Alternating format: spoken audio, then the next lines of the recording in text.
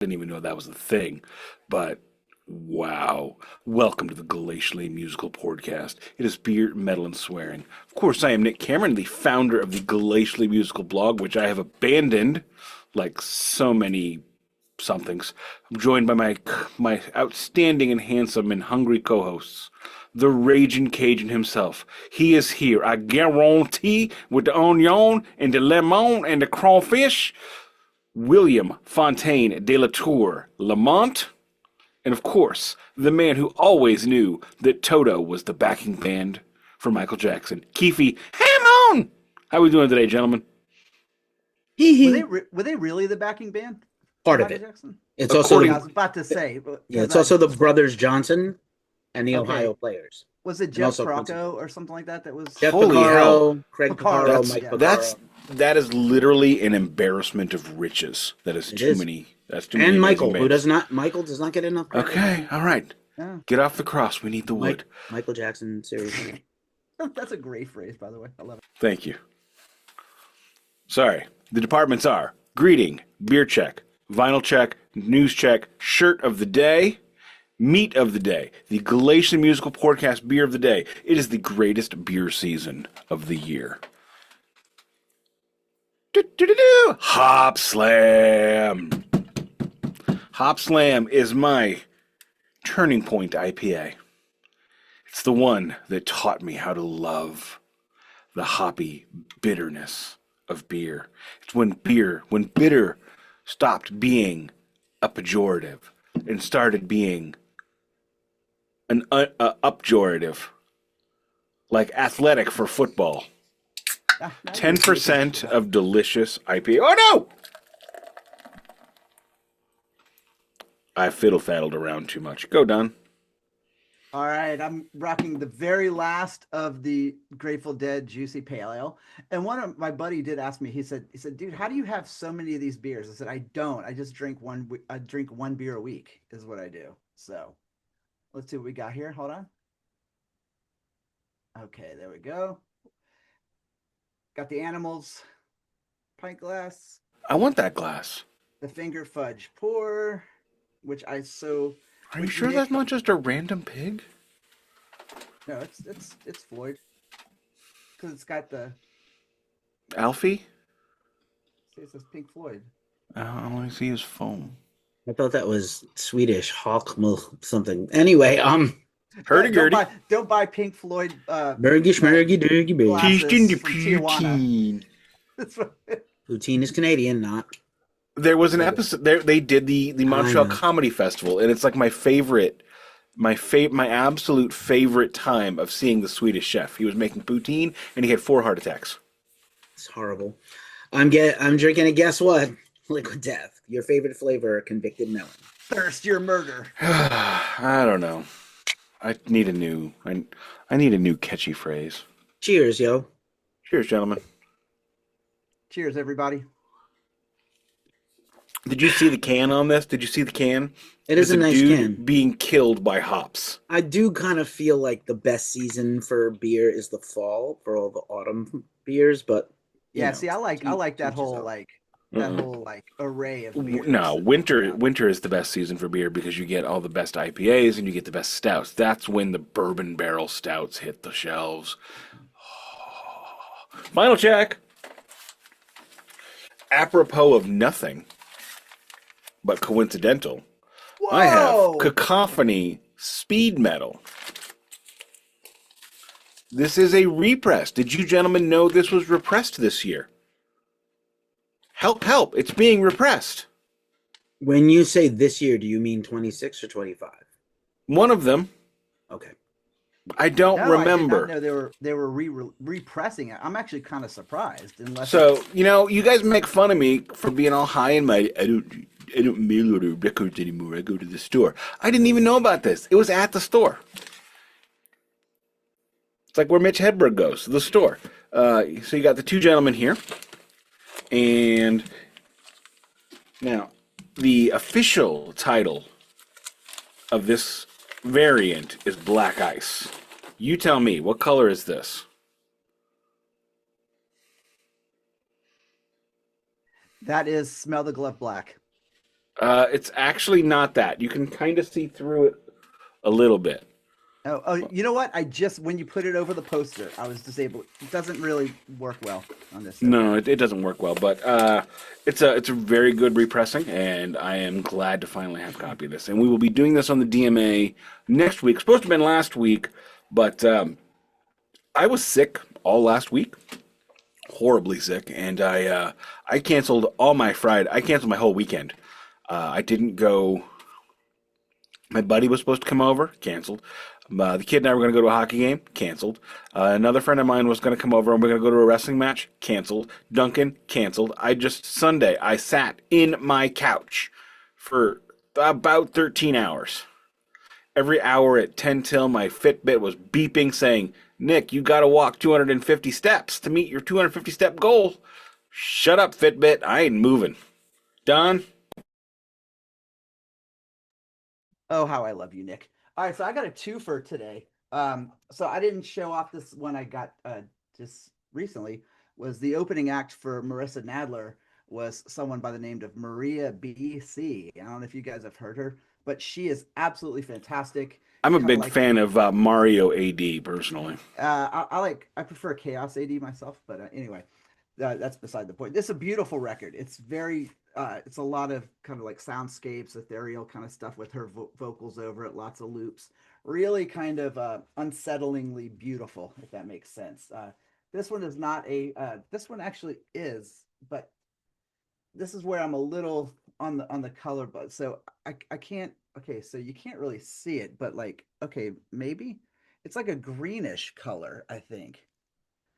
It doesn't really show up on the, but anyway, it's kind of like a, is that showing up at all green? Do you see it? Can you hear the sustain? A little. Oh, there it is. If you I mean, look the at label is green. I don't think the album is green. It The looks a album- little green. the album it's like a transparent green, but it's not like a dark green. But anyway, it's a fantastic album. If everyone likes Marissa Nadler and that kind of the Sacred Bones people, that's that. And then my final one, which I was super excited to get, was this Venom bootleg. Look at this, Venom, the singles. Like, I like that they actually assumed that Venom released singles, because like I wonder how many of these actually went to radio. But it's not. It's actually a really good album. It's just like a very bootleggy compilation. It's on the Raw Power label. So anyway, good stuff. I was super glad to find this at the new record store in Myrtle Beach, which I was very excited. $10 for this. $10? What is the name of Seriously? that store?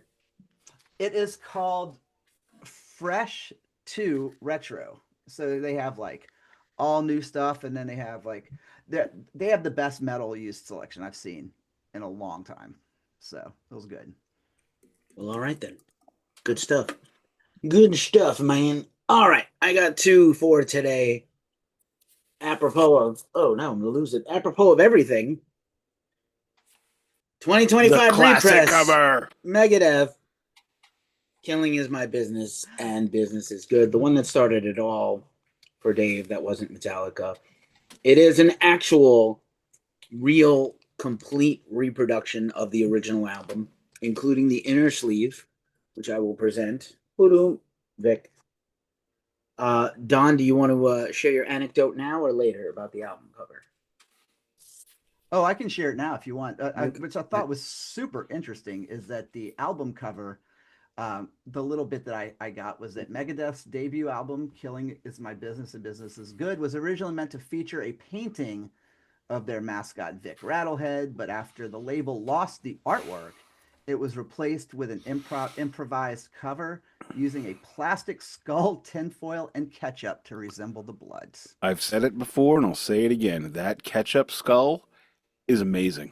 I was just going to say, I would buy that album just for that cover alone. Like, because I think that cover is so I don't badass. like the new cover. The new cover looks stupid. You know what it looks like? It looks like a high school kid's Photoshop assignment in like 2002. Yes. It looks like somebody who just got Photoshop last week. Doesn't it? Like, it's like, oh, look, I could do 7 layers at once. Ooh, look at all these Vic Rattlehead fingers. May I continue? Yes. What color is this? That is platinum because I was in Metallica Opaque. Can you bring it a little closer? Let me see in I the. mean, Oh God, I would almost say that is like mother of pearl without the pearl. It's just mother. I don't have I the don't have a good joke for this the one. hype sticker. Okay, the hype sticker that I have somewhere here says opaque silver. I think this is Spider-Man Noir uh, beef rod milk. Anyway, I next don't know on. what those words mean, much Sure. less what they I don't mean in either, but I want them fluids. on a shirt. Did you see Enter the Spider-Verse? No. Okay. Or the other Spider-Verse movie, the two of them with Miles Morales. You did not see them. No. You were a huge anime fan and you love Spider-Man. I'm surprised. That's not anime. It's done in the style of every anime, actually. Okay. Animated in the style of It's every not anime. just about the style of anime. I It's the way understand. the stories. Yes. You should go watch the movie. I don't like watching. If something is live action, I want it live action. I Sure. don't like changing back and forth. It's not, okay. It's not back and forth. It's not Cool World or Ralph Bakshi. No, But I anyway, mean Spider-Man is live action. well, That's it- how I see it. Oh, right then. Second check on the vinyl check, the I Believe in Halloween EP2 by Unto Others. Love the alien on the front. This was ordered at Halloween time, and then their factory who made the vinyl went out of business. Fucking over fans. 3 originals and covers of Halloween by the Misfits and Pet Cemetery by the Ramones. It came in the paper with the mylar. So these folks know what they're doing. Look at that. I'll show the variant in a sec. That is becoming more and more common. Lyric sheet and thank yous. I appreciate it. Is Don in those thank yous? He is not. Neither am I. I do like artists that are doing the mylar already, but also doing the separate lyric sheets. It's so nice. Also came with a sticker and came with autographed artwork inspired by the merch line and the album artwork from this album. This is cool. These are on photographic paper, so these are very high quality. Nice. High quality. Nice. For framing. This kind of feels like a self-harm ideation, but okay. And then, all right, guys. Love the band. Unto Others. If you like Sisters of Mercy and also Merciful Fate and also 80s Metallica, that's not Injustice for All. You will love Unto Others from Portland, Oregon. And here's what variant. What's this guy? Talk, Jolly Keefy. Rancher Green. Hang on, talk, Keefy. What variant is this guy? That is William Manspeaker Clear. Ooh, that's a green jelly William. reference. Ooh, nice green jello reference, bro. Yeah, but also Jolly Rancher, and it's translucent if you couldn't tell because you can kind of see through it. Yay. That's actually a really good looking vinyl. Too. Beautiful. That is a vinyl. good looking one, yeah. That is why I pounced on it to get it. It was like $20. The Megadeth, I think, was $35 for a single LP remaster. And we'll talk more about Killing's My Business in a little while. But anyway, that's my vinyl check. My Cacophony Speed Metal Symphony, $27.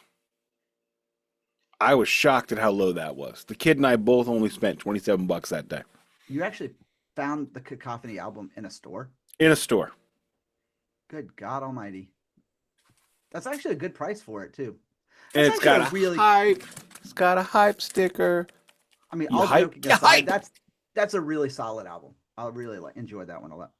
I'm just glad that I actually could get one. I wanted to get an OG copy, of course, but they are the pricing is going crazy town. Hopefully, you have put some money into the pocket of Jason Becker and his family, in addition to Marty Friedman.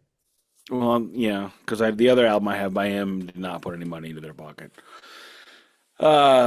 News check. I don't have any good news this week. I don't have any bad news this week either, except, we do have an RIP. Robert Caradine died last night from bipolar disorder. Learned today that David was his brother. I thought David was his father. But, so, that's the only news I have. Don. Let's see. I had some news, but I actually just lost it. Oh yeah, Slayer and what is it? They announced Slayer, Godsmack, and Papa Roach to headline Rocklahoma. So, Okay, don't well, know. I didn't need to go before, and I don't now. Yeah, I mean, like that's the thing. And I guess my big piece of news is that they announced the Iron Maiden documentary, Burning Ambition. It's going to hit the theaters in May. They haven't announced what theaters yet, but I think if it's going to be like the Megadeth one or whatever, that we're going to see it in all major theaters probably over the course of a weekend. Like, Oh, or maybe thank they'll. God. If there's anything we needed, it was another Iron Maiden documentary produced by Iron Maiden. Well, did we talk about last week this Iron Maiden possible few? We did, right? The Oh, it future. was No, I don't think we did. I with the thought we Iron did, Maiden. Yeah, no, I brought that up in the news. It's the Iron Maiden Festival. which may be their permanent thing.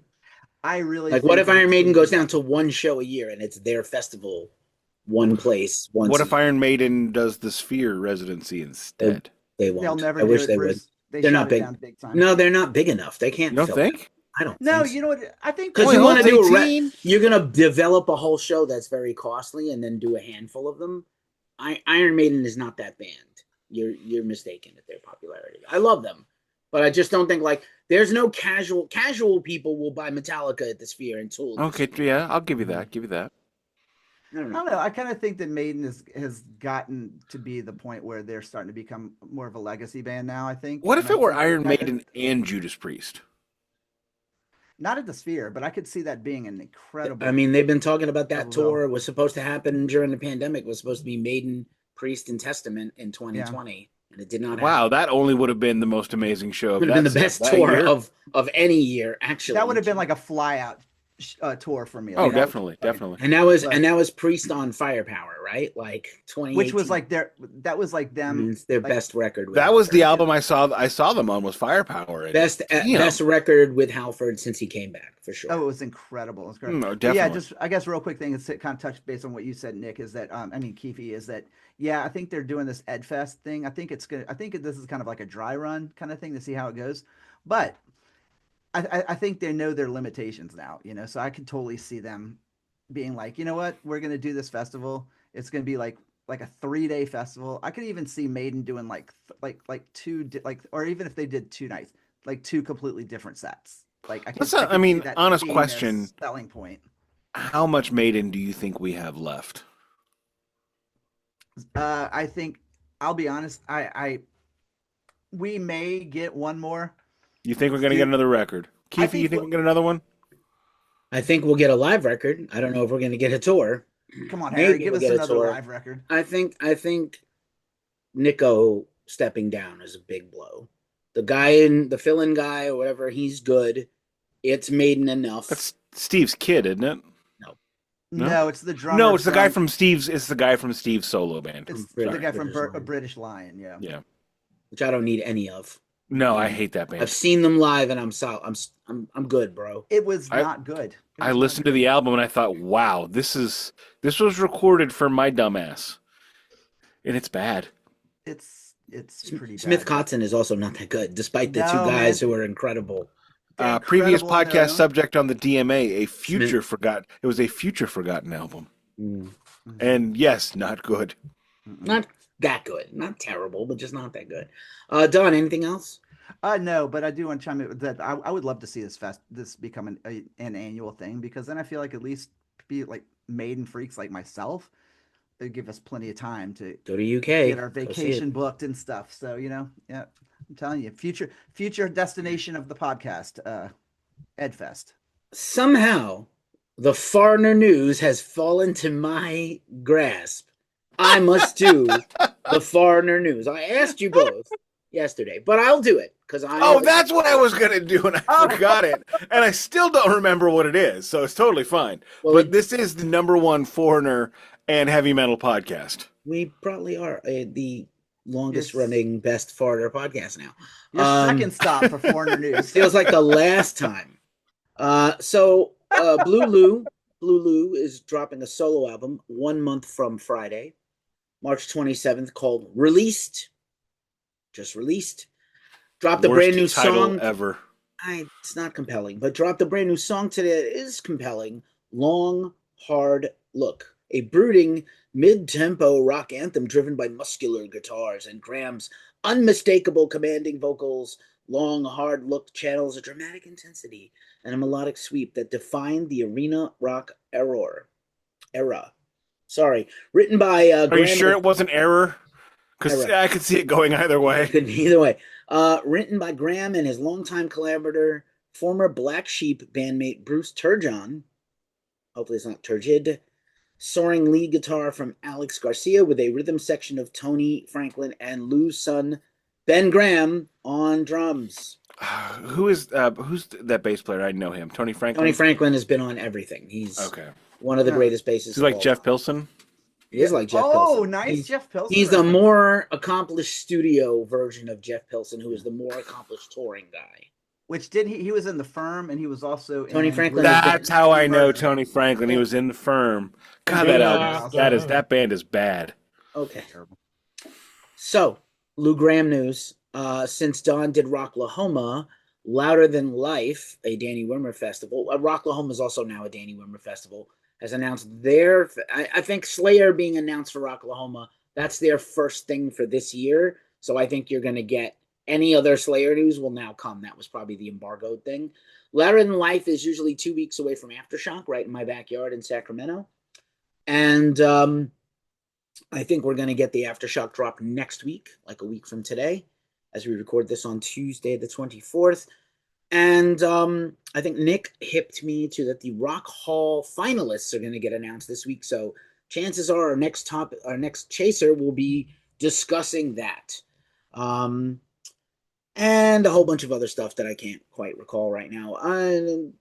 Quick teaser on the Rock and Roll Hall of Fame chaser. You're going to get conversations like this, which we're not going to have right now. Does Weird Al Yankovic belong in the Hall of Fame? My Hall of Fame, he does. We're not going to do it now. Okay. Not doing it now. And also, last and never least, I am engaged to get married. I'm getting married, y'all. My girlfriend, Melissa, she said yes. We said yes. People have been very... Cheers, Keefy. People saw my ring. Fair enough. Thank you very much. Cheers. People saw my ring and assumed we just got married, which, honestly, we probably should have did. That is exactly what I thought. But we had decided to give each other rings. We each picked out for the other. My ring, you can't really see it here, but it's I think it's made of meteorite, and it's got Starry, Starry Night by Vincent van Gogh engraved on it. Tremendous. And we picked out our wedding bands. The wedding is in July. Depending on how the rest of the year goes, I'll let the public know some of that information. I hope to get some travel in. I got some metal festivals to go cover. I might go back to the East Coast to do a visit that may or may not involve St. Louis on some point of that also. I'm familiar with that town. Yeah, with maybe GNR or AC/DC, but I continue to screw those dates up. We already GNR is AUG. Yep. ACDIC is SEPT. Okay, probably ACDIC. But anyway, we'll figure it out. We haven't gotten ACDIC tickets yet, so. Okay, well. And that's kind of all I have for the week. I think we're getting... Can I sidebar on your ring story? Yeah, sidebar. That is an amazing, cool thing. And I'm sure I've told this story in the podcast before, but my ring, I'm on my second marriage, and my first wife, my ex-wife, did not allow me to get a silver ring. It had to be gold. And so when Allie and I got engaged, it was... you can get whatever ring you fucking want. So I was lucky enough to get a silver ring with black diamonds. Yes, the reason why I have a silver ring with black diamonds is because of Kiss. So we are it's 2014. I am 3 weeks away from being fired, and we are hearing the classic voice of Kiss, Eric Singer, belting it out. And she looks at me and she goes, "Are you fucking kidding me? Out on the streets for a lip." Oh shit, I'm not blocked. Sorry. Your ring is a Kiss reference. And I went, "Yes, it is." How did this not come up before, though? You just tried to slide it in there? It did. Sure? That seems like a real detail you wouldn't forget. You sure she forgot? Because I feel like you snuck it past her. I met lawyer wife, and she doesn't seem like the type of person you're just gonna like, oh, she forgot. I don't think so. And then she would just be like, "Oh yeah, that's cool." I assure you, she knows like the middle names of the hobbits. I don't think she's gonna forget that you You know, she can speak Elvish and speak also. She black cannot tongue. speak She can Elvish. but she might know the black tongue of Mordor.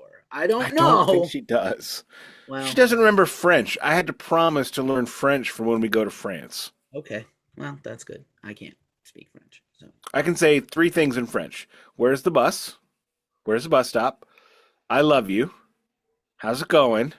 And the most important one, don't shoot me. I'm Canadian. Where's the bathroom? That's the most important. I don't know that bathroom. one. No, Coffee, hospital bathroom. Those are the 3 I would need to know. Ne me décharge pas. Je suis Canadien, eh?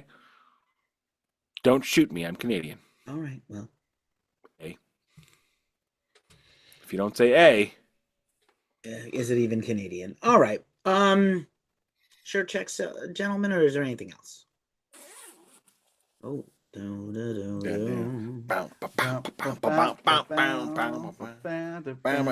Track jacket off.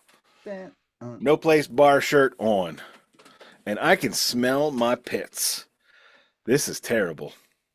Well, I'm glad there's just such You thing forget as a deodorant smeller today? I wore deodorant today. Okay. I thought it was Cow Palace and that was a San Francisco shirt, but okay. Yeah. Wait, no, I please, can't. I my actually cannot God, smell my seriously? pits. Jesus Christ. Snarked his own underarm live. I know, dude. Actually, This you know what? is groundbreaking stuff, everybody. You know, it is, at least he didn't do like the whole like wipe and smell. You know, the whole. Like, Oh, I didn't do the. I didn't do the Mary Catherine. yeah, dude. Like, I will admit though, and I have never admitted this to anyone. Nobody knows this, so don't tell anybody. I sniff my socks when I take them off. Yeah, You take them off. Yeah, I don't Super know what interesting. the What about hell your is wrong with me. What about your worn underwear? Ew. I smell his worn underwear whenever he takes them off. Oh Yikes. God. Oh, Don.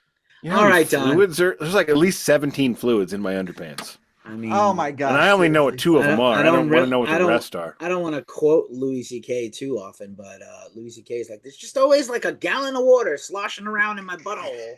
I don't know why it's so sweaty back there. I didn't do anything. It's just like. Look, at You're, least you guys. you're don't live in a describing. cycle. You just described St. Louis summer.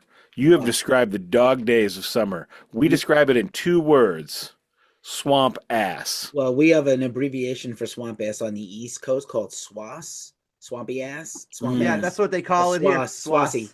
I'm Yeah, feeling for us- swassy. Mhm. You know, it's just never come here in August. Seriously, just Well, don't. GNR is in August though. That's a problem.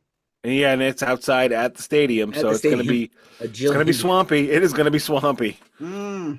All It's gonna right. be It's swassy. tough decisions will be made. Don, shirt check before we forget. We I always got forget. my Marissa Nadler shirt from the show last Very week. This nice. was the special. Shirt This might be the from- first time we had a new vinyl check and a new shirt check being the same artist.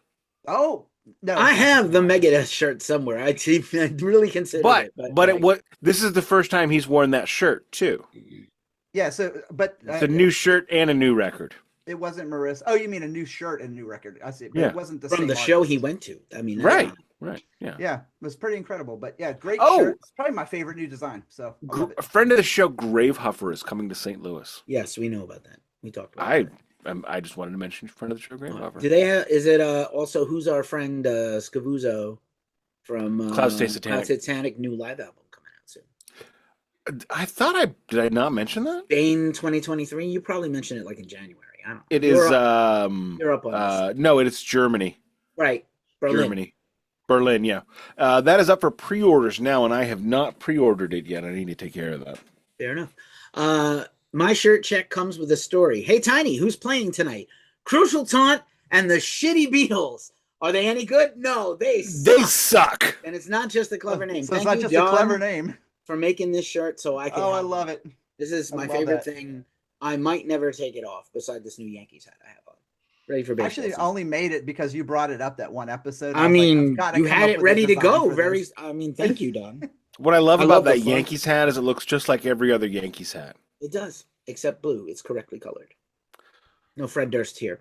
This is my rifle. There are many others that are like it, but this one is mine. I feel like this went very fast today. Did we do all the checks? I'm like baffled at how fast. this went. Seriously. We did the checks. We did all Did the things. checks. I did all the things. I The guess only it's- one of us did any crosstalk, and we told him to get off the cross because we needed the wood. It was me. Yeah, it was me. All right. That is the code for too much crosstalk. Love it. Or someone just says Jesus. or we could start quoting cross purposes, but I don't think any of us knows any of the lyrics to that album. Well, I don't think anybody does. It'd be better than quoting Born Again. Born Again is not that bad. No, Born Again is great. It is not great. It is not that bad. It is a great album. You guys are not great. Okay, Black Sabbath 1980s. Black Sabbath 1980s round robin singers era. That means we have to do like 7 stars. Like, yes, we do. Let's do it. It's the round robin era. We're doing the round robin Black Sabbath era. Let's do it. Not next, but like, okay, I'll agree. No, like not for a long time because I need to forget that I came up with this. Someday. No, I'm not going to forget. We have a spreadsheet. It's going on under your name. Oh, we gotta get Saigon Kick on there. It is on there, and is it? Yeah. Am I was I just too drunk when I looked at that? I don't think you've really paid attention. I looked at it like 3 days ago to make sure it was on the sketty. All right then. Well, it's not on the schedule, but it's on the hopeful list someday. Oh, okay. In fairness, we make up the schedule one series at a time. No. Admittedly, Saturday was a long day, and I drank way too much. You did day drink that day. Good for you. Good for you. Why not day drink? No, it was not good for me. It was too much. All right. I felt bad, and there was nobody here to tell me no. So we're here to talk about Megadeth. Megadeth 80s. This is our second or third. I don't. Maiden's not thrash. Our third Big Four of thrash series, starting at the beginning. Yeah, we did Slayer, we did Metallica. Before BD before Dawn, and Megadeth. This is my choice of series, and I sent an outline around earlier, which I need to call up so I can. I cannot believe that we're just now getting to Megadeth. By the way, well, it's been hard. Yeah, there's a lot to do, and we're all busy, and if we do, especially when we do a 12-week Queen series.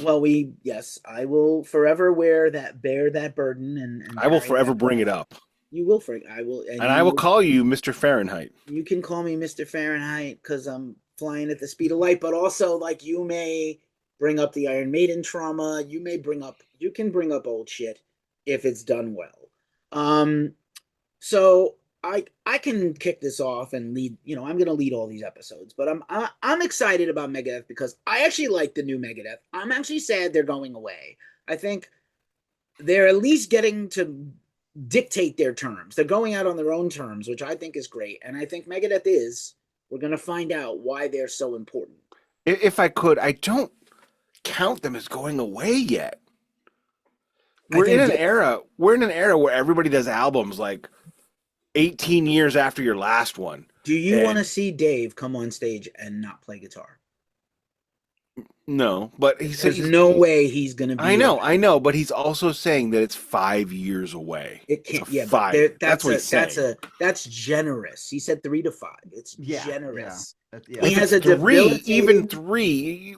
You got to get to at least that third year before I start to think about you. But he has a medical issue that is going to preclude him from playing guitar ever again. The way I am sad that we're. It's the fingers. His fingers. The thing that he had, when he killed it the first time. No, or different thing. Different thing. Ooh. He was in a drug rehab. Fell asleep with his arm over the back of a chair. We've all done that, right? Yeah. And then he damaged the nerve because he was literally like asleep on a chair for 8 hours, and he just necrotized his whole nerve. So he had surgery that put a new nerve in. I forgot where they got it from. Put a new nerve in from his ulnar nerve, from his neck, elbow, and wrist.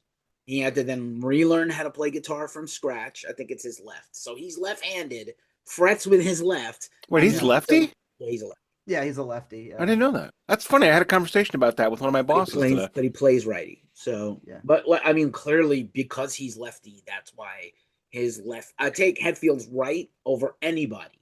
And I would take Mustaine's left over anybody. Dude, Hetfield has the single greatest rhythm hand. Like, yeah, him and Scotty. Maybe Scotty and maybe Kerry. There is no maybe. James Hetfield is so far ahead. That chug riff that he can do, that he can downpick faster than most people can alternate. Let Daddy cook for a minute. So I'm sorry. No, it's okay. So we're getting in the weeds. Let's bring it back. Where does Megadeth begin? I'm resting. Hear you resting? I'm resting. I told him to go fuck your mother. Pow, bing.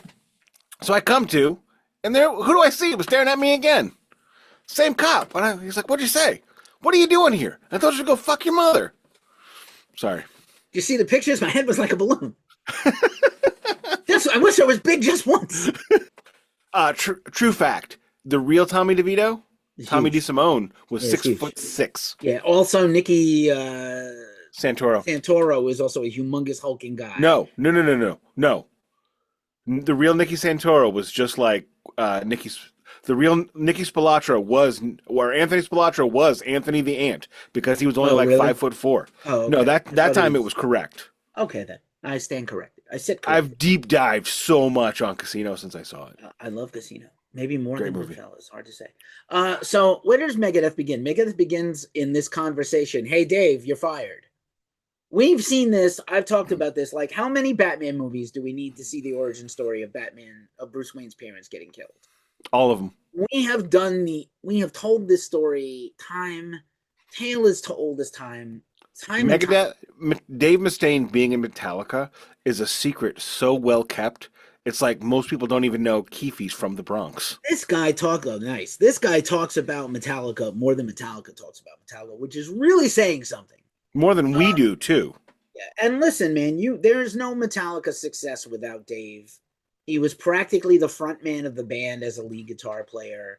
James was awkward, wasn't sure he was going to sing.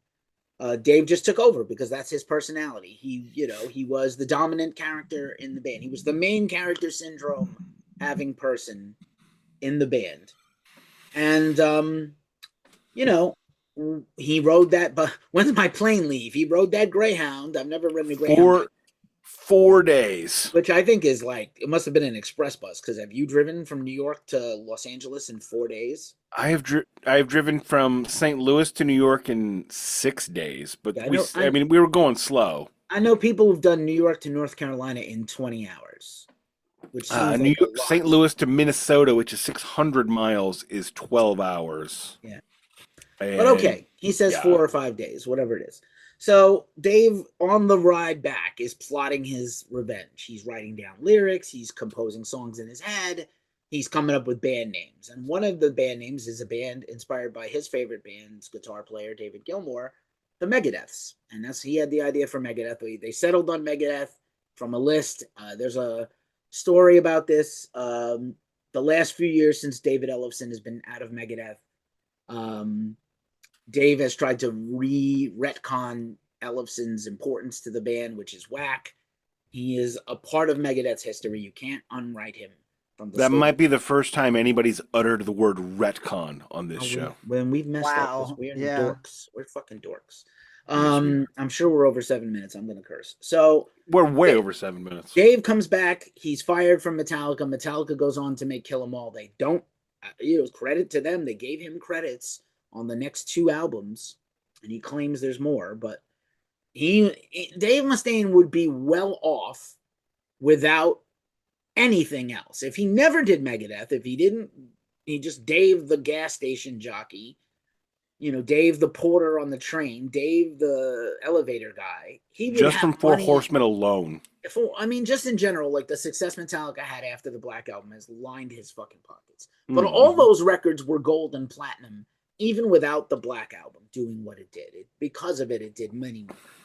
So Dave is fired, and the story David Ellefson told is that David Ellefson is living in the apartment above Mustaine. I assume he had moved to San Francisco for Cliff with Metallica, but he went back to LA, and he moves into an apartment building, and Dave Ellefson is, I think, in the apartment under Mustaine, and Mustaine is trying to sleep because he's a night owl and a drug dealer, and Dave is riffing on his bass or whatever, and Mustaine takes a potted plant that came with the apartment and smashes it onto Dave Ellefson's windowsill. He comes upstairs, they have a beer, they start talking about music, and they form a band. There's another guy that Mustaine claims was the first guitar player. We know about Lee Ralph.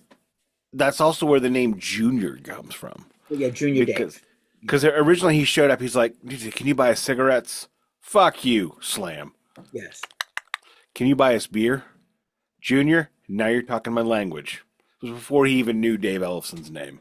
Right. So And Dave's goal, Dave Mustaine's goal, was to make Megadeth bigger than Metallica. Didn't quite happen, but like more technically proficient and brilliant in every way musically compared to Metallica, who he thought, other than Cliff, were kind of pedestrian guys.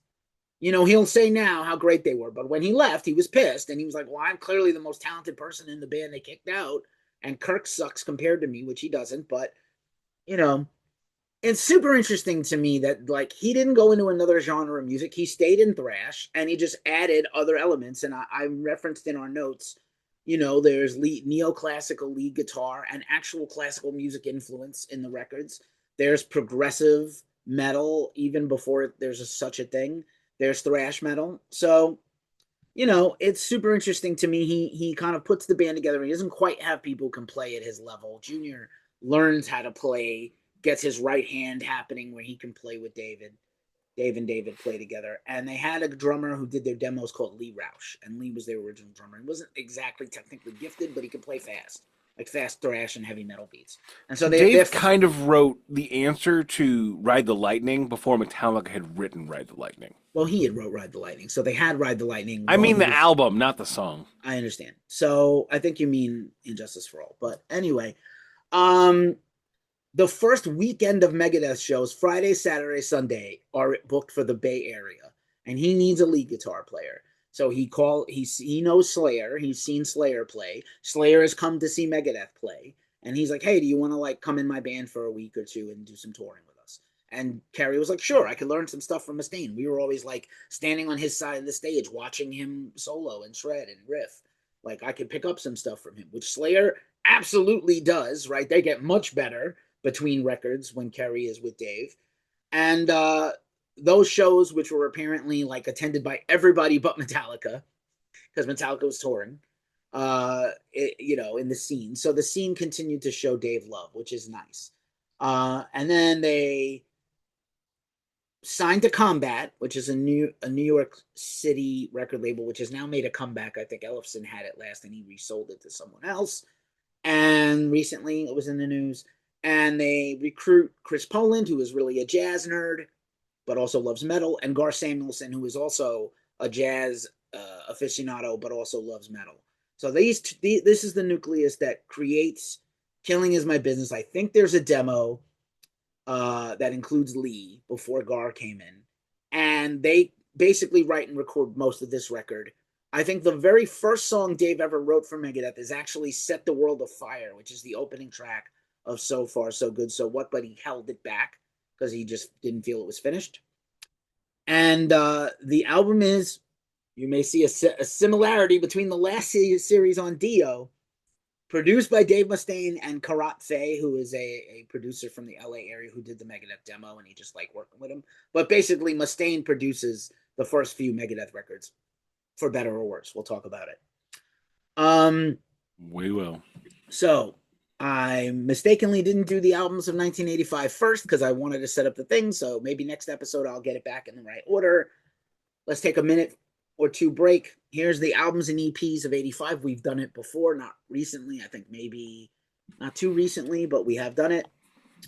Lee Aaron, Call of the Wild, her best record, one of them. She was like 16. AC/DC, Fly on the Wall, not great. Not great. Accept Metal Heart, pretty good. Not great. The comeback album for Aerosmith, Done with Mirrors. I had it. Not great. Have it. Yeah. Alcatraz, another year, another Alcatraz, the Paradise Lost of the 80s. Disturbing the Peace, not good. This is not a good year so far. Well, it is a good year. You'll see why. I said so far. So far. Angel Witch, Screaming and Bleeding, underrated new wave of British heavy metal album. 3 Big Four albums in 85. Anthrax first debut EP, Armed and Dangerous, and Anthrax Spreading the Disease. Decent, not great. Spreading the Disease is good. It's got Joey. Armed and Dangerous, not great. Let's see. Armored Saint, Delirious Nomad, their second album. Love it. Nothing from either of you so far. Okay. Autograph, That's the Stuff. We're trying to pontificate less. Yes, I know. Autograph, terrible. Terrible. Nothing from Autograph is Burn the radio down. seriously. Exactly. Second studio album from Bathory, The Return. Pretty great. Didn't know they were that old. did not either. The second studio album by Black and Blue, Without Love. Fuck Black and Blue. Absolutely no. Should be not an album ever released, but okay. Burn them. Burn it with fire. Blitzkrieg, known for Metallica's cover of the song Blitzkrieg, A Time of Changes, their debut studio album. So, But Blitzkrieg is but is Blitzkrieg on that? I think it is, but also like because Blitzkrieg was on Yeah. Creeping Death, which was 1984. Yes, which is even earlier than that because Lars would tape learn the songs. James and Lars would learn the songs off the tapes, the traded tapes. So they covered something that wasn't even released. That's why people thought it was theirs. That's why That's true. People didn't know Never Say Die was Black Sabbath. Then Mustaine used to tell people we wrote it. Yeah, I know. Really stupid. I would not take credit for that record. I also would not take credit for that record. Blue Oyster Cult and the underrated Club Ninja. That's so 1985. And the album cover, go look it up. I guarantee you, Brother Man walked out of Ninja 3: The Domination. I love that movie. That's a great movie. Yes. My father was the head, the evil lord's chief assassin. And only a ninja can kill a ninja. That is not true. Yeah. You know what can kill a ninja? An Uzi. Dodge this, Neo. Anyway, Bon Jovi's debut album, 78,000 Fahrenheit. Nobody likes that record. That was their second album. Is it? Yeah, Sorry. the first one was that's right. That's right. Self-titled. That's right. The first one's really bad. It's not any better, but it's okay. It isn't. One of them's creepy. The debut studio album by Carnivore, pre-Typo Negative Peter Steele. Emperor's Return EP by Celtic Frost. Not bad. Mm. Also to Megatherion. Pretty great that year. Their second album. Chasten, Mystery of Illusion. That's again Leather Sounds Leone. like a really terrible Las Vegas magic act. It isn't. That's an off-strip magic act, not even on-strip. The Cult, Love, which is their second studio. What were you going to ask, Don? I was just going to ask you, was Leather Leone on that one? Yes, she's on all their records. That's what I thought. Okay. The debut studio album, the second studio album by Corrosion and Conformity, Animosity, Corrosion and Conformity series, maybe soon. I didn't know they were that old also. There's hardcore punk COC, then there's like thrash metal COC, and then stoner doom COC. So if you how do you do that? Like, how do we break that up in series? I loved that there was a little something everywhere for that lineup. It was so good. Dark Angel is the debut studio album. We Have Arrived. Their second record is better. Gene Hoglan is not on that record. He's on every other record since. Destruction, Infernal Overkill, their debut studio album. Previous podcast subject, Dio, Sacred Heart. Oy. I've heard of that record. I've also unfortunately heard that record. Once again, Dokken, Under Lock and Key. Yes. Don. Yeah, Don has it. Again. Fucking banger, start to finish. Previous podcast subject, Exodus, Bonded by Blood. That's 4 American thrash era albums this year that are kind of classics. Bonded by Blood. Great cover. Yeah, well, pretty great album. Not the recording, but we'll talk about that. Not as good as the cover. Not as good, nowhere near as good as the cover, but they have some bangers on that record, all-time bangers. Faith No More debut album, We Care a Lot. Yeah, buddy, I got that one. Wait, no, I don't. I have Introduced Yourself. We did hear this week that Tomahawk is coming back, and Faith No More is never coming back. Girls' School, Running Wild. I have this. Grim Reaper, Fear No Evil. Second studio album. I'm sorry.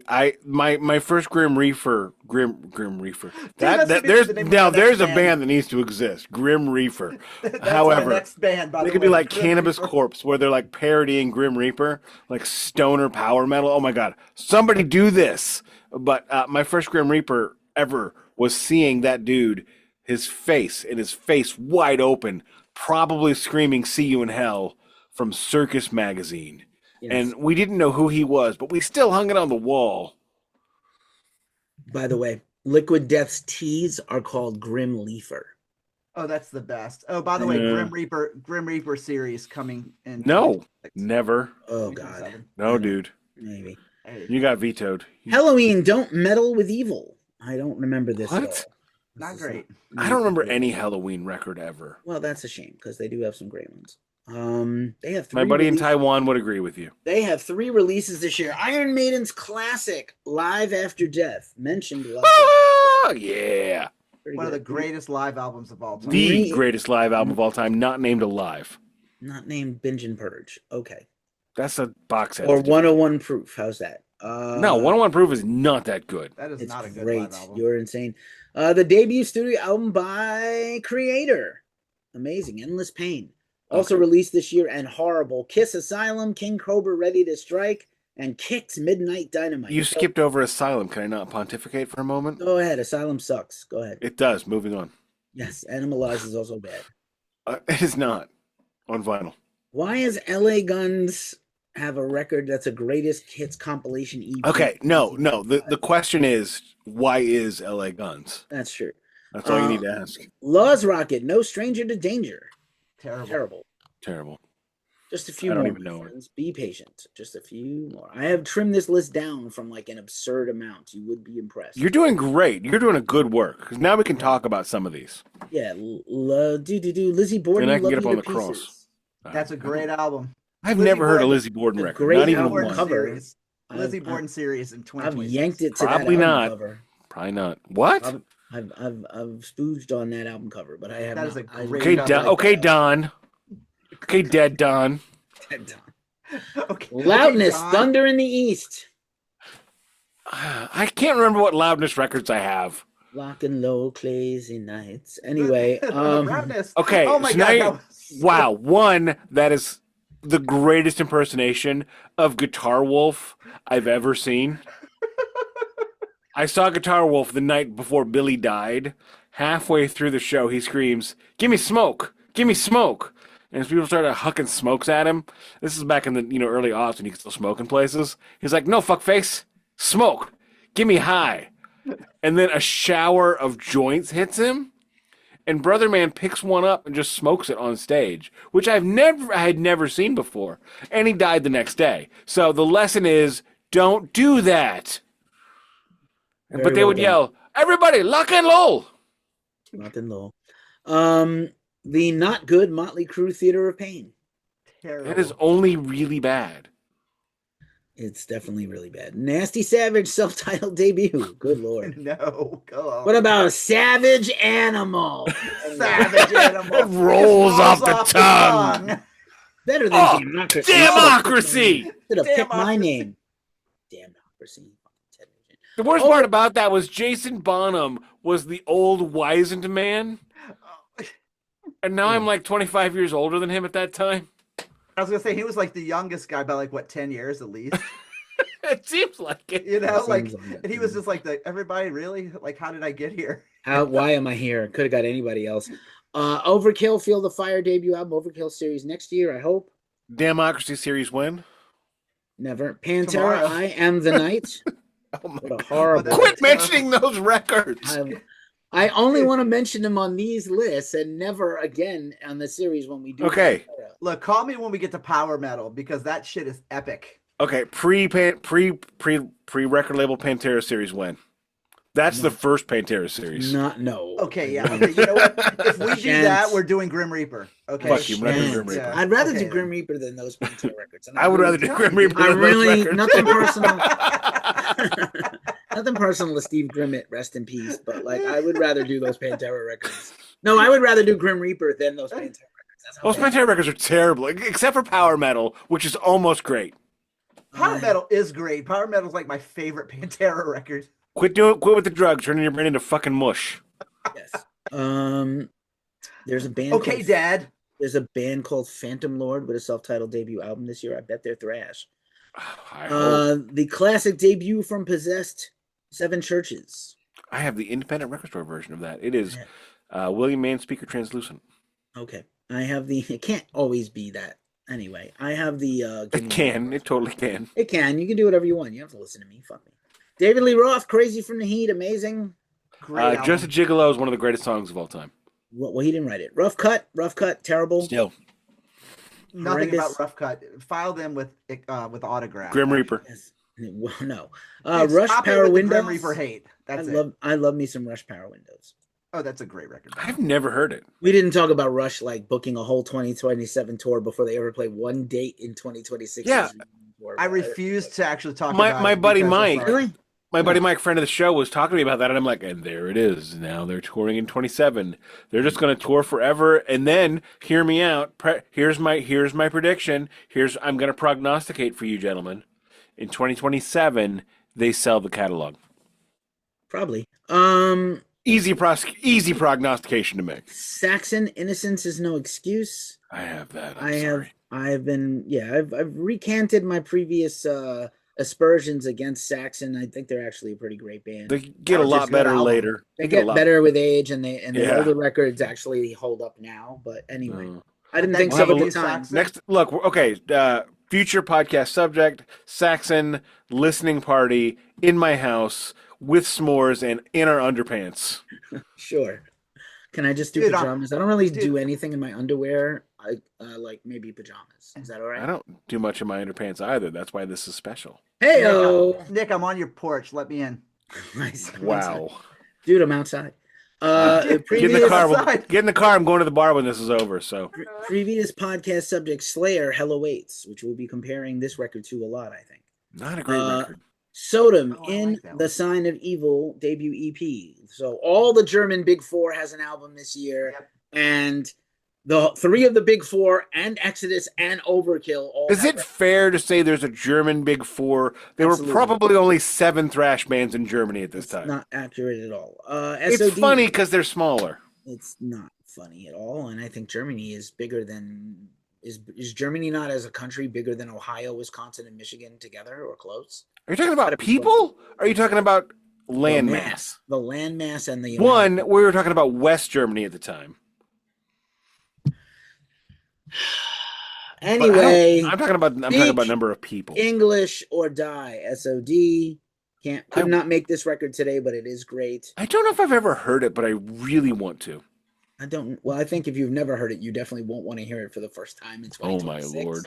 You are way too woke for that shit, but it's Whoa, great. whoa, whoa! Yeah, I don't recommend it. No, I Yeah. mean it. Like, I Yeah. sincerely mean you are way too liberal to appreciate how sick and messed up it is now. I don't know that you realize how quickly I can go to really funny, laughing at terrible things. I can, because the next record on this list is Striper, Soldiers Under Command. Oh lord! See, this Exactly. Is why Oh, this Lord, Is why we're exactly. friends. This is why Christian we're metal friends. should just not exist. Well, No. speaking of things that should not exist, Thor, Only the Strong by the Canadian metal Oh. band based on Thor. Also Thor live in Detroit, same year. Did they have a beef with Odin? Wait, Thor had a live album? Yeah, the same year. Why? Holy shit! Like, why was that even like who deemed that necessary? Probably Did the worst. Thor believe they had a $10 million check in their pocket that no one would cash? Or a $10 check. Well, like today, what are Canadian dollars? Are they shekels, rupees? They're dollars. They're dollars, yeah. They're dollars. It's now they call them loonies or toonies. This might be the worst album artwork of this whole year. That's really saying something. That's saying a Tokyo lot. Blade, Black That was Hearts and horrible. Jaded Spades. Oh Lord, this thing is. Are any of these people either black Horrifying. men or Japanese people? Because there's a lot going on in those words that I don't like. I mean, it's like really unfortunate how bad this thing is. Okay, a few more. Eddie Trunk's favorite band, UFO, Misdemeanor, not good. Fuck him and fuck UFO. Trouble. He yelled at me on Twitter once. Yes, Trouble, The Skull, pretty great. Twisted Sister, Come Out and Play, pretty great. That's a great record. Is it pretty Honestly, great? It is. You know what though? I have it, and I don't know because I've nostalgia'd it. It is one of those records that if you listened to it like in the 80s and you were like, I don't love this isn't very good. You I listen loved to it in the now, 80s. And you listen to it now, and it's probably their second best record, in my opinion. I loved it in the 80s. But let me say, Be Cruel to Your School is abject horse shit. Be cool Dude, it's to school's school. out. It's school's No, out it's for Be kids. Cruel to Your School. Like That's dumb. CROOL. and then CHROOL. You know what And else then is dumb? SKOOL. Tigers of Pantang, The Wreck Age. Tigers of Poontang. Stop saying that. It's great. You can't. I created not a say that. monster. You can't put the toothpaste back in a tube, Nick. But we can clear. But you can wipe it the fuck up. Vandenberg Alibi, This is the third studio album by Vandenberg. Venom, Are they- Possessed. Are they UGLY? They are not. Possessed by Venom, great. It's a great record. Possessed should have then made a record called Venom. That would have made Too sense. too much possessed this year. Not at all. Vicious Rumors, Soldiers of the Night. Why? Wasp, Last Command.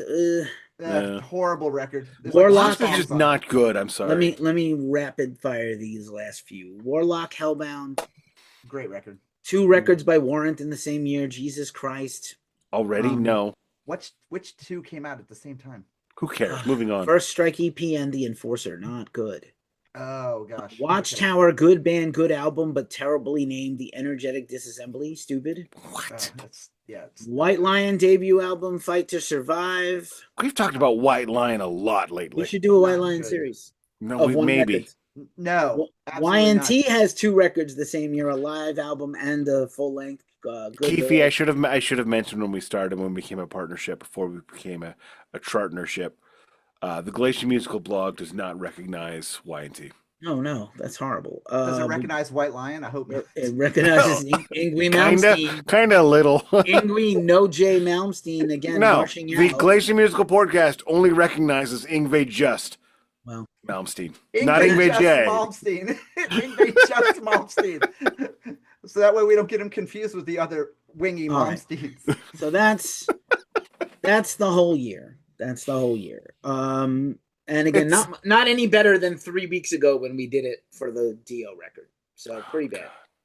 I'm sorry about that Dio series. I thought it was going to be better. Yeah, well, one great record. Anyway, Last in Line's okay. Do they have a great record? Do you have anything else you want to add, fellas, before we do the track by track?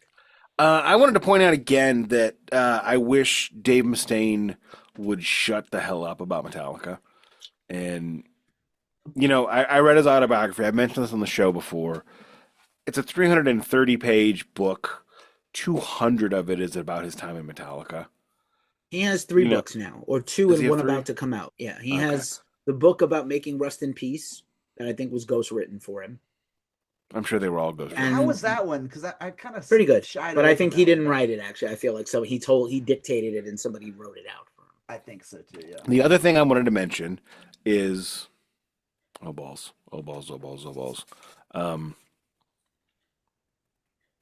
I lost it. Crap. Okay. Dave, stop talking about Metallica.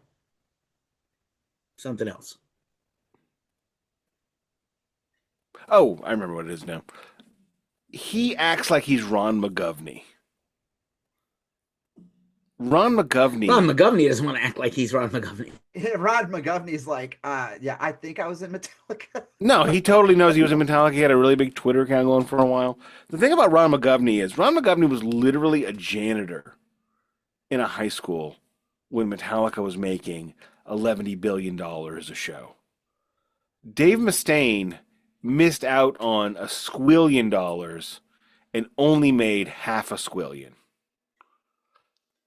And for him to be bitching and pissing and moaning about this 43 years later, it's irritating. It's annoying. And Megadeth, I mean, they're one of the big 4, and Megadeth is not one of the big 4 by association.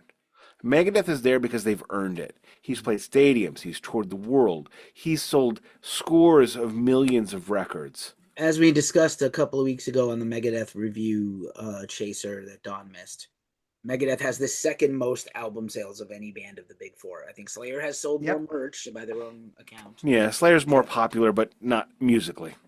It's a weird thing. Megadeth, maybe, you can make a case that Slayer doesn't have any bad albums, and Megadeth has at least 2. Slayer's got some bad I cannot make either of those cases. Megadeth has more than 2, and Slayer has bad albums. Yep. I'm not sure what you call bad. But anyway... World Painted Blood, for one thing. I love that record. That's what? Nobody loves that record. Well, God Hates Us All. Terrible. I love that Fuck record. no. That's a terrible record. You look me in the eyes. You crazy eye contact now when I punch you. No, don't threaten Motherfucker, violence. you want some of this? Hey. Can you come to my time zone? Ow! I'm trying to punch Nick and I threw my back out. Lizzie. Brother, I am Doctor, Gen help me. X. I am Gen X and I don't even care. Nick, Gen X. stand still so I can punch you. Fucking punch the air. God Hates Us All is great, but only if you play it really, really loud. If you play it at a reasonable volume, it's kind of terrible. I disagree. Series in the future. That's not a good sell, by the way. Do you have anything else, you guys, before we do the track by track? No, let's track it. Let's track this bitch. There's a disputed story about, so Combat gave them $8,000 to make the record, and they ran through that money, and then I was gonna say it doesn't sound like $8,000, and then they get $4,000 more dollars. Definitely doesn't sound like 12. Sound like 12.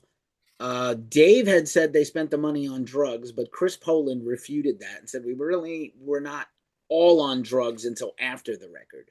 Maybe Dave was on drugs, but he was also selling drugs, so he had access to a lot of drugs. So I don't know. Didn't have his own stash. So again, Poe, don't get high on your own supply. It's one of the 10 crack commandments by Biggie Smalls. Dave Mustaine and again Karat Faye co-produced this. Was recorded mostly at Indigo Ranch, later owned by Ross Robinson, who produced all the new metal records. Shut the fuck up out there. I'm trying to do a podcast. I hate you, San Francisco. I'm just kidding. I love you. Sometimes. So, we already told the anecdote about the album artwork, which again, neither is really good, but like whatever. No, the first one is good in a camp way. It's if that were a Merciful Fate cover, it would be one of the 10 best in the world. Did you go back and listen to These Boots or no, Nick? Because it is. I listened to it. Part of the record proper. And if you listen to it on streaming, Spotify or whatever, this was remastered twice, remixed and remastered twice. Once in 2004 with all the Megadeth records that ended up on the Warheads on Foreheads or whatever the fuck that's called. No, Warheads on Foreheads was much later. Yeah, well, there's that, and then there's the 2018 remaster that I have. That's Warheads on Foreheads. And so this is a repress of that 2018 remaster. So yeah, he talked about in his book that These Boots kept getting kicked off the record by Nancy Sinatra. Well, she claims to love it because it got people interested in her again. My copy of this that I had on my iPhone, I didn't stream it or anything like that. I ripped it from a CD. Just it didn't have it. Sure. I don't know when I got that CD. She's cool with it now. She's cool with it now. So everybody's cool with Megadeth now. Megadeth, by the way, toured. They toured did like California coastal tours and weekends while they worked on this. So they had built like a lot of hype. Mustaine, this was a like anticipated release. Dave Mustaine of Metallica is putting out a record with his new band. The man too wild for Metallica. Wild for Metallica. So that's how they build it. The album opens with Last Rites, Love to Death. I think the original intro is based around a Bach fugue. It sounds exactly like chamber music. And then it goes into Love to Death, which is your standard thrash metal song about it. Definitely sounds like a Mach piece. Bach or Mach? Mach. Mocking Bach? Is that what you're saying? Is it in D minor? The most melancholy of all keys. It is in D minor. It isn't actually in D minor. Keys. What's this one called? Lick My Love Pump. I love pump. So, Nick, do you have any thoughts on Last Rites, Love to Death? Last Rites is pretentious as crap, and I don't need that. I did love the double bass on the piano, but loved it to death. This reminds me a lot of Dave Mustaine, which we get 4 or 5 years later on the Decline of Western Civilization Part 2. A lot of like metal bands can't sing about love, but I sing about love. And I'm like, maybe you shouldn't. This song sounds like ass. This reminds me a lot out of the gate of Vinnie Vincent, right? So Vinnie Vincent gets, hear me out. I saw the face you made, and you made the same face everybody's making. So Vinnie Vincent gets kicked out of Kiss, and he immediately wants to show the world that they made a mistake. So he releases the Vinnie Vincent Invasion. The problem with that record is he left out everything that makes Vinnie Vincent cool to play ridiculous over-the-top solos. And the thing about Dave Mustaine that nobody really talks about much is what a great riffer he is. He is number 2 to James Hetfield. Absolutely 100%. He's not close, but he's number 2, and he's still damned amazing. However, this song has no riffs. This song has dan and nan and nan and nan and nan and nan, like all the Vinnie Vincent songs do. Dan and nan and nan and nan. Woo! into Crazy Town. And that's what this song has. Is it horrible? No. Is it tremendous? No. Did it make me forget the previous two Metallica records that have come out? Definitely not. Done. So this is what, if you just got kicked out of a band that went on to be the biggest band on the fucking planet, this is what that song sounds like. Like, it sounds like someone who just got kicked out of a band that they knew was going to be fucking huge. Like, it's just anger. Like, it's like this weird anger that's like, I don't know. It took me a couple times to kind of get it, because at first when I was listening to it, I was like, this is just kind of chaos, you know, but then I can't think of a better style to play. I don't think it's a great song, but I think the vibe to it says a lot. So yeah, once I kind of settled with that, I kind of took it a lot differently when I was listening to it. Alrighty then. We all have takes. We're gonna be a lot of hot takes. Title track next. Killing is my business. Ellipsis and business is good. This is the start of a lot of these songs and a lot of these albums. This is the Dave trademark. For whatever reason, he can't be concise and say everything he needs to say in one little bit. He's got to have an afterthought to show you how smart he is. Supposedly, this song is based off the Punisher, who is Dave Mustaine's favorite comic book character, not the Punisher today, but the 70s Punisher. And I think maybe half the lyrics are actually I think he thinks the Punisher's an assassin when he's a vigilante, which is weird. The next song, that is the nerdiest thing ever said on this show. I've already said retcon and all kinds of stuff today. No, retcon is neckbeardy, which is fine. But when you're like, well, he's not an assassin, he's a vigilante. And the thing is all three of us knew exactly what you fucking meant. Yeah, well, he's sort of sometimes an assassin. But anyway, Killing's My Business, a little bit better than the first song to me, a bit shorter. I think the Megadeth sweet spot for this era of the band is 3 minutes. Stop touching your microphone, you herb. It was on mute. I don't touch it, whether it's on mute or not. Don't touch it when we're recording, because then it kicks you out, and then you're screwed. Do you want to be screwed? You don't want to be screwed. Anyway. If Deadpool is doing it. He's not. You're not Deadpool anyway. Killing is My Business and Business is good. Pretty good song. You can see why it's the title track. Better riffs. There's more there as a song. That's my point. Pretty heavy. Great riffs. Good drums. Can't really hear the bass at all on this record. I got to be honest with you. No, not even a little. You can kind of hear the bass drum sometimes. This is the first time you could hear the double bass kick. This song is, obviously it's a classic. It is a title track, and I know no lyrics to this song other than the chorus, which is just him repeating the title. To speak to his lack of conciseness, the first track had two titles, and this one has a title in ellipses and a longer title. So tremendous. Thank you very much, Dave, for just not editing and also not hiring a producer to edit you. This is a great redux of the first. Couldn't afford one. I think that's the idea. They didn't have the money. Okay, maybe don't blow it on the schneef and the disco dust and oblivion marching powder.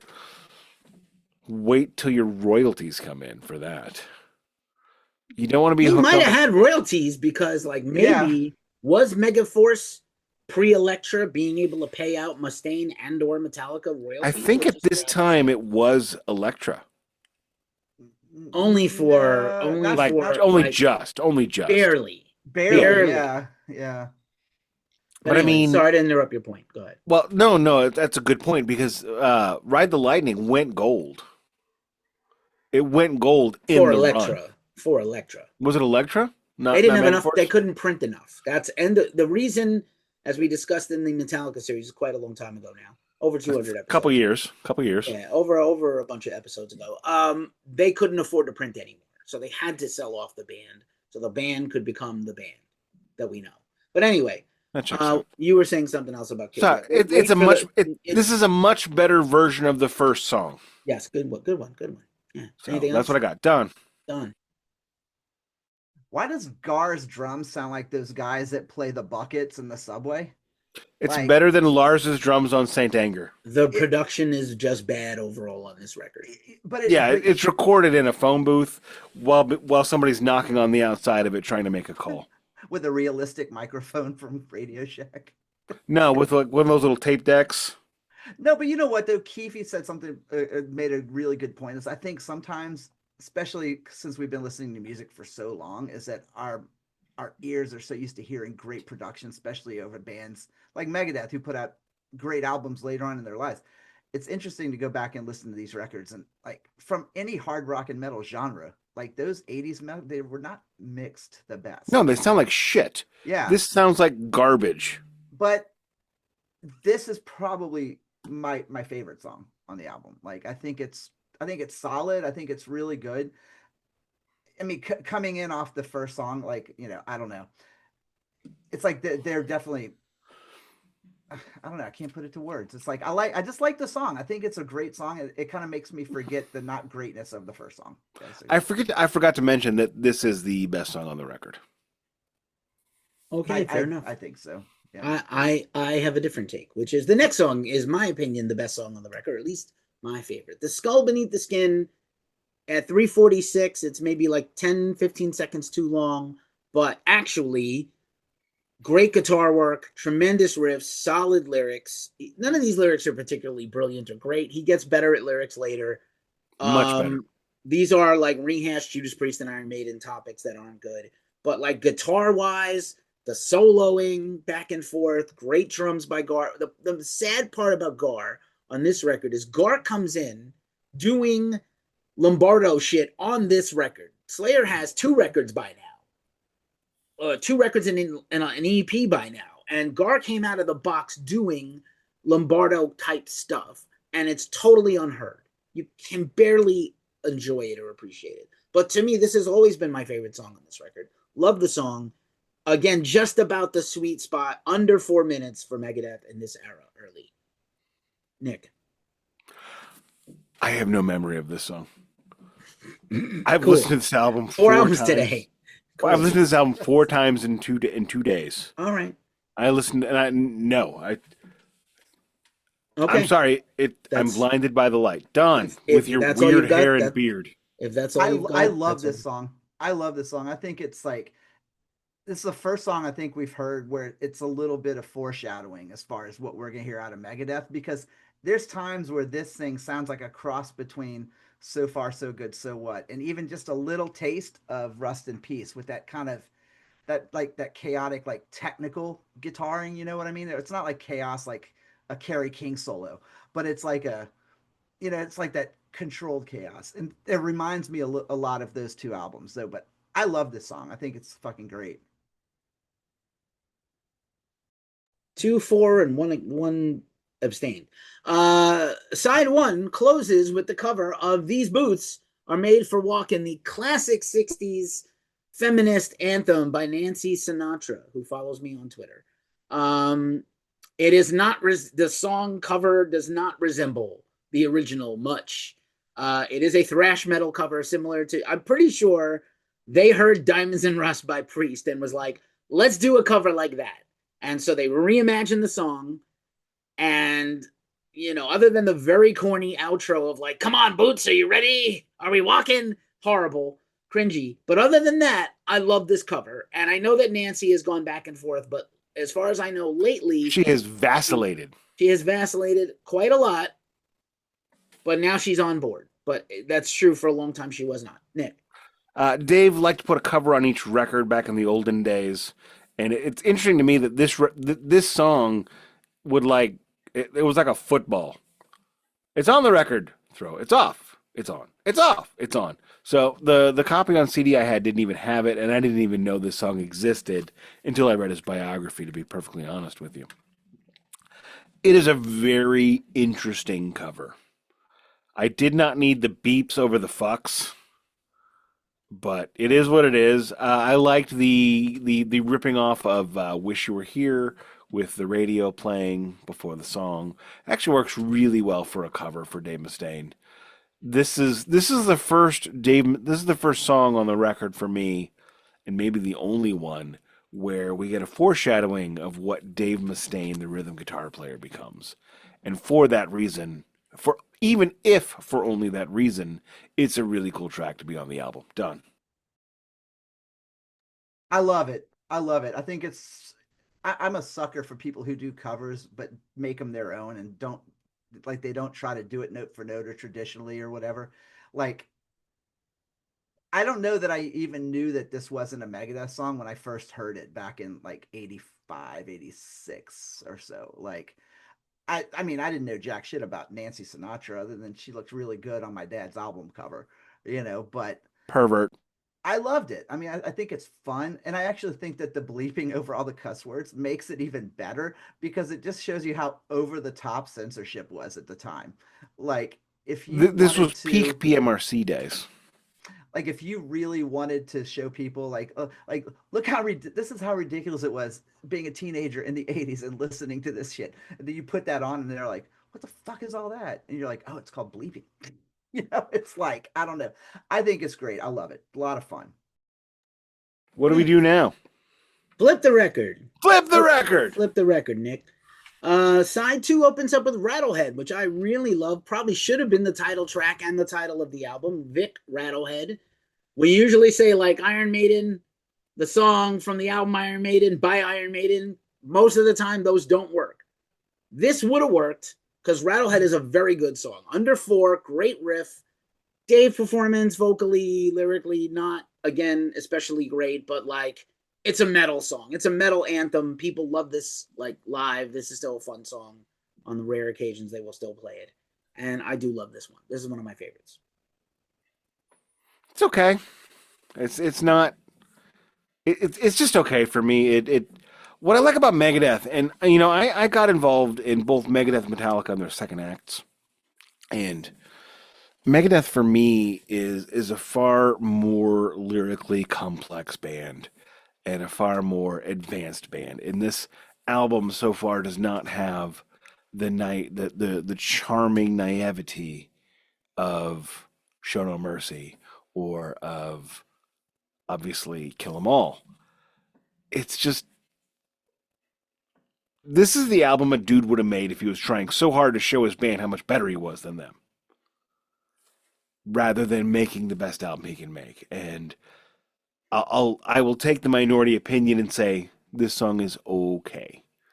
It's not tremendous. Done. I don't know. I found this one kind of forgettable. Like, I had to go back and just now to put it on to hear it in my headphones to see what I could remember about it. And it's not, I mean, it triggered my memory. It's not terrible, but obviously if I couldn't remember how it went, I feel like that's a very Nickism, like if you can't remember the song, it probably wasn't very good. And I think that kind of holds up. That's the way I live my life. Thank you, sir.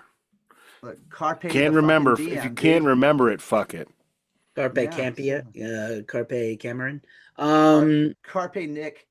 I feel like that comment is me with this next song. Chosen One's always my least favorite, most forgettable song on the record. Just not great to me. This is the worst song on the record. Totally worst song. This is the Soft Underbelly, this song. This side.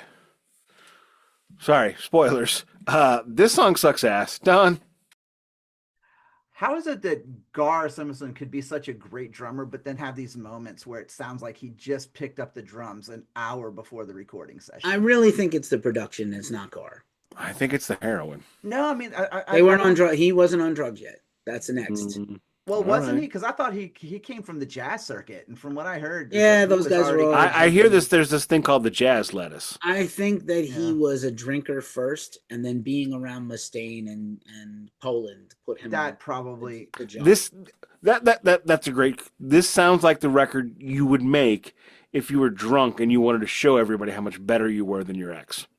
Yeah, I mean, I think that, again, a lack of a unifying force as a producer is going to hurt the first few Megadeth records. Even the next one, that's great. Well, and the lack of a quality engineer. That too. As much as Johnny Zazula got made fun of for it, his production, working with Metallica, his attempts at production, yes. Well, he didn't produce yes and no. He was like an executive producer. He didn't twiddle the knobs. He's not an engineer. It comes out there's somebody there to say no. Yeah, And there's nobody here to say no, and there's nobody here to twiddle the knobs. And that's fair. Sorry, I'm done. No, you're good. Looking Down the Cross, very long.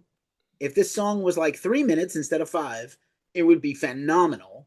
It's just good. Great riffs, unbelievable riffs. Probably the beginning of Dave's anti-religion, religiosity battle. He was, says in his memoir, abused by religion, abused by his mom, cycling through all these men and religious men, and fighting back against the strictures of life and organized religion. So I really love this song. If it was shorter, it would be incredible. It's not. Frankly, at 5 minutes, it's not even that long. And if it were 3 minutes, this album would be under 30 with these boots. So, I mean, the question is, Dave talks about all the riffs and songs he wrote. This is a pretty short damn record for the self-proclaimed riff master general and heir to Tony Iommi. He didn't proclaim that one, but I mean, it sounds like it. This is a song that we're on Chosen Ones still. No, we're on Looking Down the Cross. Yeah. Wow, these two songs are really terrible, really, really bad, and there's a lot of lyrical themes. And I believe this is the one where he even uses a line from the Mechanics in it, bringing down the hammer or something like that. And it's just like, oh god, you really needed to take a couple more weeks to flesh some stuff out here, bro. Done. How can songs sound longer than they actually are? like Because they're bad. It's because they're bad. Yeah, I mean, like, this was one of those songs where I was just like, God, how long is this fucking song? And even at its length, it seemed shorter than what I thought it was. Like, it just, and there's that repetitive guitar, that high pitched arpeggio thing that he's doing, and it's like, oh my god, it was yeah, I can't tell. Is this the one that has the crossroads? Yes, the crossroads. That's it. Please don't sing guitar noises more than once a show, please. Yeah, it's grating. Don said it all. Just call me Bob Rock. Yeah, you're not. I wish you were more like Bob Rock and less like. I wish you were more like Bob Ross and less like Bob Rock. You're more like Bob Pop. I would have way better hair. The album closes with the very controversial Mechanics. A little bit of context. I think most Metallica fans don't know this. So Mechanics is a song Dave brought into Metallica from Panic. Okay? And Mechanics is on No Life to Leather. It's on the other demo that Brian Slagle took from Metallica for Metal Massacre, and he didn't pick that song. I wonder why. And then, the story about... So Mechanics is Dave Mustaine's original lyrics about fucking in a gas station bathroom. Horrible. But otherwise a faster version of The Four Horsemen, the song... Okay, yes, it is horrible, but have we not all thought that banging in a gas station bathroom after you've gotten the wooden key is a little sexy? No, it's so unsanitary. Have you peed in a bathroom in a gas station? Horrible. Never, unless it's a Buc-ee's, which I haven't been to. Are you kink shaming? Sheets, cookouts. We don't kink shame here. Wawa, all these places are okay. I'm just saying, dude. So Mechanics is and again, talks about Megadeth would listen to the Metallica records and suddenly all their songs were up 40 beats per minute. Dave would just be like, faster, faster, faster. Ellison's like, oh my God, I'm going to die. I can't. So Mechanics on the whole, pretty great. Fast thrash, right? But terrible song. And then apparently Mustaine excised out the Sweet Home Alabama part. If you know that story. They were looking for another part to put in the song, and Dave starts playing dun dun dun dun dun dun dun dun dun dun dun. It's almost exactly Sweet Home Alabama in a different key, except with the diddle. Doesn't have that Ed King part to it. Wait, how many times do you get to sing guitar? But that's the way I do it is not annoying to you or Don. The way you do it is grating, literally into my brain bone and coming out the other side like a gunshot hole. Please. Everybody hates me. I don't hate you. I love you. Otherwise, everybody hates my singing, though. That's facts. That's facts. Rap, and only rap when you know the words. So not today. My wife once said to me, "Oh my God, I knew what song that was." Yeah, Team USA. That's what we should have been talking about today. Anyway, Team Mechanics. USA women. Mechanics to me, great. This version is great. Megadeth fans will swear this is better than Four Horsemen. No, it isn't, because Four Horsemen has the Leonard Skinner part with the incredible Kirk Hammett solo, maybe the best solo on the whole Kill 'Em All. So, like, no, Mechanics is not better than Four Horsemen to me, but strong end to the album with these two songs. Nick.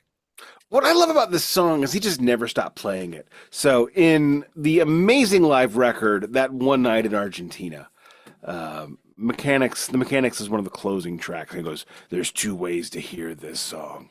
Their way and our way." Well, you know what, Dave? I'm going to choose their way, but you can have it your way if you take your ass to Burger King. This song is not great. The lyrics are so laughably awful, it makes Ace Frehley look like a poet laureate.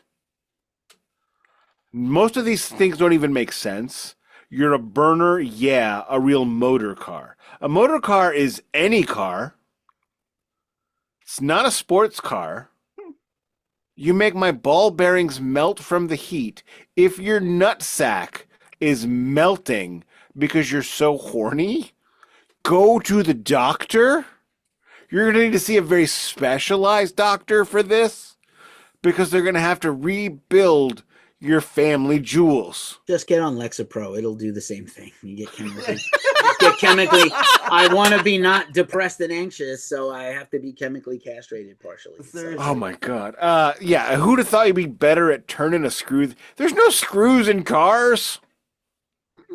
That's carpentry. It's almost like he doesn't know anything about cars or women by writing this song. Right. This is like Vinny Vincent again writing about sex. He sounds like he's the 40-year-old virgin. You touch her in the boob, it's like a big old bag of sand. Those are these lyrics, my friends. The boob is a big old bag of sand. He doesn't even play the solo he played on this in the Metallica version, which is amazing. This is just bad. It's just not as good. And I will turn it over to the Don Man now. You know, sometimes shit just writes itself, you know, and this is like one of those instances where I just was like, really? Like, did we really need this? You know, it's like, you know, it's like... Yes, it's like he needed it because it's only 31 minutes long. Yeah, but it's kind of like when you get an album or like you get a movie and all of a sudden it's like, oh, here's cutout scenes, and you're like, really? Those were not good. Why did I sit here and watch this? It's kind of how I feel with this one. Like, I mean, obviously musically, it's fucking Four Horsemen, so it's fucking epic. But yeah, I don't think that this wasn't a great way to close out an album because it left me not liking the album. Yeah, and it left out the triplet beat that Lars did on the Four Horsemen, which is what made that song amazing. I feel like the triplet beat is there and you can't hear it because the production is so bad. That is entirely possible too. But also Gar is so much better at double bass than Lars at this point that he might have just, you know what I'm saying? He might have just Flintstone opening theme song bit. Yeah. Well, the thing about Megadeth versus Metallica, and I'm gonna say this now. The one thing Megadeth didn't have that Metallica did was Metallica had two people completely intertwined writing music. And two people that were willing to say, no, that sucks. This doesn't suck. And here's how I can take your idea and make it great. If Lars had not met James Hetfield, he would have died in a ditch. He would have been dead in a ditch with DRI. Because the only thing that he was created on this earth to do was to make James Hetfield amazing. Actually, I think he would have been in Thor. He might have been in Odin. Dave needs that guy. Dave needs that guy to take his ideas, repurpose them, and turn them into genius. Well, it was David Ellefson for a long time, and now he doesn't acknowledge him as a huge part of the band. And also, you can make a case that Bob Rock is to Metallica what Max Norman becomes later to Megadeth. Agreed. Bob Rock saved Metallica. Well, not saved, but you know what I mean. I think they had to get away from Fleming, but Really? that's not the same I don't thing. think Saved so. is not accurate. Saved is not the right word. Maybe even ruined Metallica a little bit by staying too long. Yeah, Kept him too yeah. long. Should have kicked Exploded. him out after 3 records and then counting Load and Reload. I'm gonna now sum up the record. I think, like, shockingly, the most anticipated record of this year is like the most flat. Bonded by Blood, much loved. Hell Awaits, much loved. Spreading the Disease by Anthrax is solid. Has some classic hits, Madhouse in particular, and Metal Thrashing Mad. But this record doesn't have any of those. I think Mechanics is fine, but it's not as good as Four Horsemen. I think Looking Down the Cross and some of those other things are excellent. Rattlehead, I think, is a great song. But this is a weak-ass record compared to Exodus, even, who didn't get to do they were playing the same songs for 5 years before that record came out. And when I listened to this for the first time for this, I'm like, wow, this record is not what I remember. I remember this being just a badass, raw dog, thrash record, and it's so unfocused. Well, raw is right. Like the production is raw. But again, no, I made this point. There's a difference between raw and bad. This is bad. No good thrash records sound great yet. Some heavy metal records do. No thrash records sound great yet. After this, they start to improve. But every other one sounds better than this. That is also true. Fuck. This is the worst sounding thrash record. When you can only kind of hear the drums and the bass is not even recorded, I don't think. I mean, you could hear Jason Newsted's bass better than Dave Ellefson's bass on this. Yeah. Is it possible? Well, I mean, Jason Newsted, I think that's exaggerating, but isn't it possible? Of course it's exaggerating. I'm making a point. Okay, sure. Make your point. I already made it. All right, then. Isn't it possible that also because he had to produce the record and lead the band and decide everything and write all the lyrics, and that they tried to find a singer and he just finally was like, fuck it, I'll sing. So maybe all of that is not Dave's fault, but it is his fault. Maybe it's too many hats. It's too many places. I'm sure they could have found a singer. It's Los Angeles. They tried out 3 people, one who's pretty notable in the scene, but nobody that could make it work. And he liked 3? Only 3. Who was that, Keefy? I had it in the notes earlier, but I don't have it handy right now, but I'll find it. But anyway, I'm just saying 3 sounds like an official at bat, not even like a not great first attempt. They will get better. There are seeds on this album that show you the talent of Dave and the rest of the guys. You can see why. This is as good. Well, this is like, and I apologize for saying as good as, because that's completely false and terrible, and I apologize for that, and I'm going to shave my head later for saying that. When you'll understand why. This is reminiscent of Quiet Riot 2. Oh God. You could hear what's coming, but it's not here yet. Yeah, John Cyrus is the singer I'm thinking of, Don, and he the guy the Warriors shot. No, he was a local guy in the LA metal scene. Yeah, he was kind of like a staple there for a while. So he auditioned and failed. Underground. Okay. I was this week years old when I found out that NXS asked Mike Patton to sing for them with Hutchinson. Really? I would be interested in that. And he turned down. Be better than that JD Vegas dude. JD Vegas. Okay. That's his real name. That's probably right though. Yeah, just not a great record. Don, any final thoughts on Killing Is My Business? I will say the remaster is one of the best remasters, including all the other Megadeth remasters that are more modern and better recorded. They had the original tapes, and Mark Lewis, who's a famous metal producer, remixed the 2018 remix. Is fucking stellar. It actually sounds like it. You can actually hear parts of it when you listen to it now. So I love that record that I have here. Go ahead, Don. I was just gonna say, this kind of reminds me of why I didn't get into Megadeth right away. I don't really recall having this album, but I must have either heard it enough that I just didn't jump on the Megadeth thing until Peace Sells, and then that was when I felt like, okay, that was. But this album just kind of, you know what it feels like? It feels like I'm trying not to use sexual references here, so I'm trying to think of something else. It's undercooked chicken. It's undercooked chicken. Basically, it's like your first time is not always going to be your best. you know, and I feel like that this was like a not great first time. Like he got it wet, but couldn't really keep it in there long enough. I'm talking about the chicken, by the way. I don't know what you guys were thinking, but It always comes back to that, doesn't it? Or schneef. Horny $1. chickens. Horny chickens. Horny chickens. Okay. Interestingly enough, this record was well reviewed at the time, not just by the metal like press. Actually, it was like considered to be a good, like a well-reviewed album in 1985. People thought it was impressive. Apparently, Chosen Ones is partly inspired by Monty Python and the Holy Grail. I doubt it highly. It was originally called Speak No Brian. Looking Down the Cross was originally called Speak No Evil, about the temptation of Jesus. These are not good. Anyway, they toured, and I think Poland quit the band at one point during the first tour with Exciter, replaced by guitarist Mike Albert, and then Poland came back in late '85 and stayed with the band for all of the next album and tour. But anyway, next week, much better on the second to go around. Peace sells, but who's buying?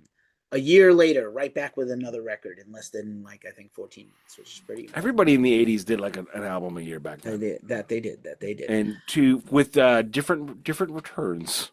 Indeed. Nick, can you take us home? Yes, I can. Thank you very much for listening. This is the Glacially Musical Podcast. We are three dudes trying to make each other laugh, which hopefully makes you laugh. If you could do us a favor, if you laughed or giggled or peed yourself a little bit, I have not yet, could you please like, rate, review, and share a link somewhere? If you are on YouTube, you are amazing, and we love you. Please like and subscribe. It's the idea of engagement. Engagement is what drives things. We would love to make this show bigger and bigger so I can stop working the workaday world. If not, it would just be cool to get a lot more views. That being said, this has been the Glacially Musical Podcast. It does not play in Peoria, although Megadeth will at some point. Maybe not now.